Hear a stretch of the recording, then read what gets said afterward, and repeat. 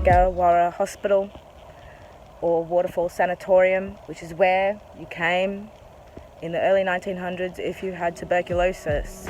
Once the state's only public facility for TB treatment, the hospital housed patients needing long-term care for this deadly disease. Back then, the belief fresh air had a positive effect on the illness meant patients were often kept outdoors. It was said in England, good clean country air could help cure you, and many moved to Australia in a desperate attempt to treat the condition, also called consumption, because the dramatic weight loss it caused seemed to slowly consume the bodies of those who suffered from it.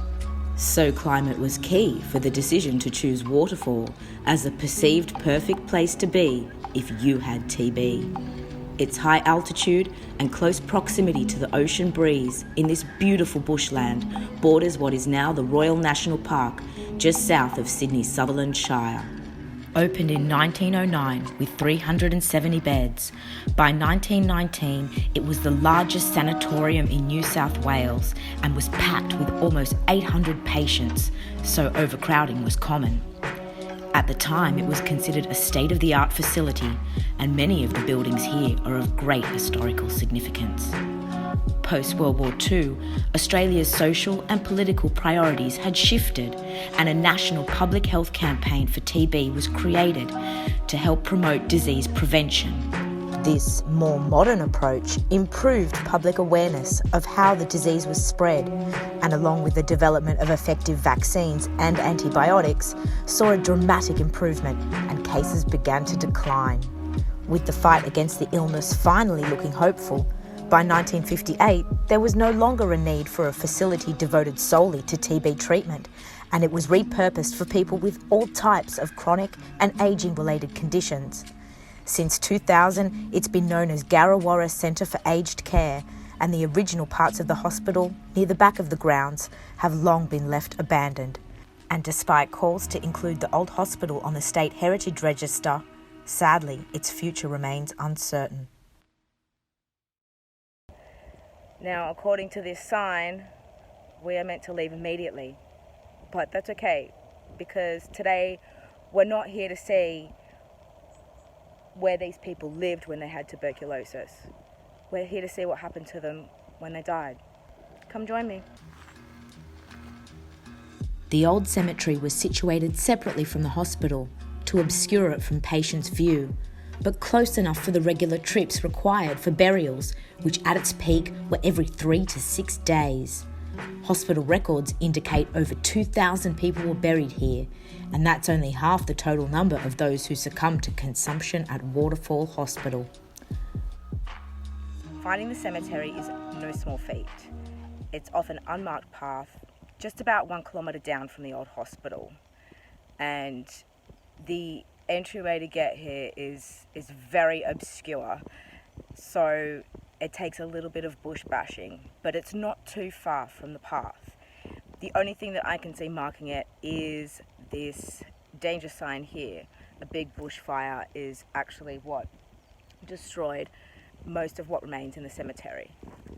The graves, which had significantly large headstones and memorials, have survived. So as we walk through here, just wish everyone well. I'm not very superstitious, but this is people's resting place. So I think it's important just to show your respects and just be aware that if you are walking through this part of the bush, that you're walking on top of people. After becoming quite disoriented, we can now determine that this was the Church of England section, but records show those who rest here came from not just Australia, but all over Europe, including Scotland, France, Romania, Finland, Poland, and more. So this century-old cemetery is of historical significance not just to Aussies and the English, but to people all across Europe. But if it's that important, then how did it come to be barely denoted on most maps? And these people a forgotten footnote of Sydney's history. Sydney in the 1960s was a time of great change and was becoming quite the progressive place to be. The difficult times of the Depression were now a distant memory, and Sydney-siders were looking forward to a long and prosperous future. This was the decade that saw the construction of Sydney's tallest skyscraper, the 25-storey AMP building. The last tram service ran to La Perouse. Women daring to wear bikinis at Bondi Beach could still face a fine, but finally became an accepted style of swimwear. And King's Cross had developed a reputation as Sydney's seedy red light district, attracting thrill seekers, partygoers and bohemians. The great Australian dream was now entrenched in the national psyche, and the average Sydney-sider could expect to easily afford to buy their own home or plot of land. Aussies now had access to both public and private healthcare, and it was claimed the country was now virtually free of TB. And with the Vietnam War well and truly underway, our focus had turned to global issues, so preserving places from the past just wasn't of importance at that time. Sydney was, and still is, contemporary, fashionable and fun. So it's understandable that once the times of TB were over, people preferred not to dwell on those dark days. When Wollongong Council took over care of Garrawarra Cemetery in 1967, most public records were sadly lost amongst the paperwork of yesteryear. Disused cemeteries were seen as unsightly back then, so their upkeep just wasn't a priority. If you consider that Sydney's first cemeteries are now the CBD's town hall and bustling central station, it's hardly a surprise that in this lonely stretch of bushland bordering Sydney and the Gong, the Garrawarra came to be abandoned, and we should be pretty thankful that it hasn't been bulldozed and built over by now. And despite the perception that it's a disease of the past, TB is still the leading infectious disease killer across the world. Known in ancient times as the White Plague, having tuberculosis had a real negative social stigma and was associated with being unclean, poor, and just generally a shameful condition to have. Those who had money weren't buried at Garrawarra. Their families would pay for their body to be transported over to the new Rookwood necropolis in Sydney's west, many travelling along Central Station's infamous Lost Mortuary line. Most immigrants who came here to treat their TB sold everything they had just to get here, and many died alone, with their families not even realising their loved one had died and no way for anyone to contact them. It wasn't unusual for people to try to hide their TB and would be secretly sent away to Waterfall and lost contact with their relatives.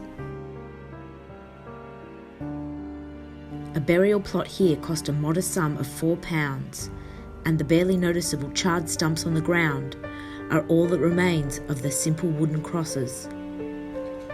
Despite all these people dying of the exact same disease, each have their own unique story to tell. While most are destined to remain a mystery, we do know of young Vincent Arena, who died in 1926, aged just 16. Sisters Josephine Minister and Gertrude French are both buried at Garrawarra, although it's unlikely they were laid to rest together. Gertrude passed away in 1919, and by 1922 so did her big sister Josephine at 26 years of age. Through the rediscovery of Garrawarra, their descendants were able to learn of their Aboriginal ancestry. Thomas Kennedy, a railway worker in Goulburn, was admitted to Waterfall Hospital on the 8th of March 1923. By the 16th of September that year, he too was interned here.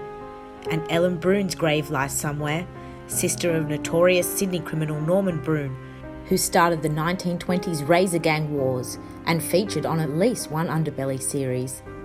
If Ellen was around today, I bet she'd be able to spill the tea, as the kids call it, on her devious and possibly annoying younger brothers, plus Norm's boss, Sydney's infamous Madam cum Queen of Crime, Miss Tilly Devine.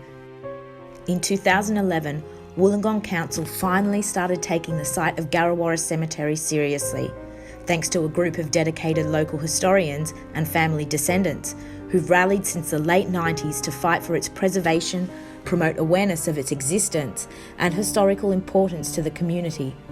With the backing of several supportive council members, these are the ones we have to thank for Garrawarra's rediscovery. They traipsed through this bush, some for days, based on scant public records denoting a disused cemetery in this general location.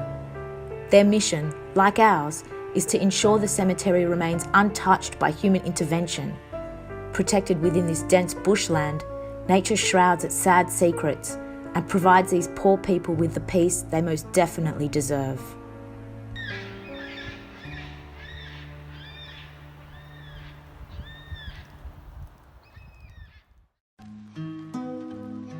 We hope you've enjoyed this slightly sombre but super special exploration. And maybe catch you on the next one. Peace out.